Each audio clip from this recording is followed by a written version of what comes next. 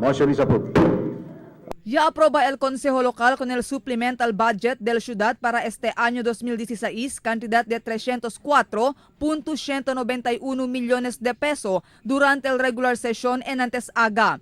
El Consel Rogelio Valesco amo el Kenya Rimpua para aproba con el supplemental budget, siguiendo el pedido del alcalde Maria Isabel Climaco.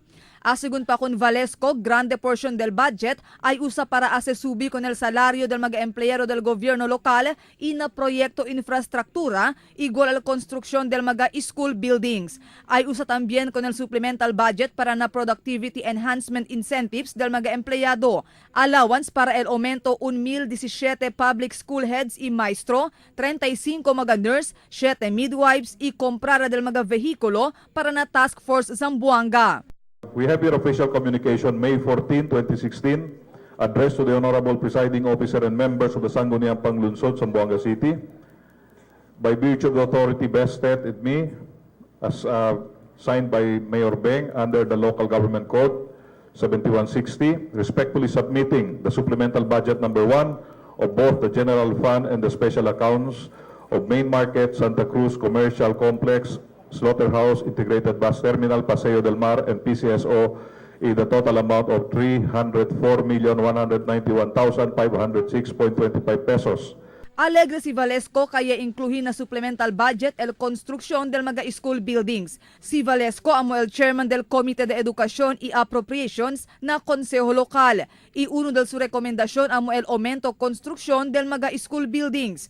Durante el sesyon ya pidi el Consel Noning Biel para na otro semana ya lang aproba con el supplemental budget. Pero ya insisti si Valesco para pasa y aproba ya con este durante este día regular sesyon.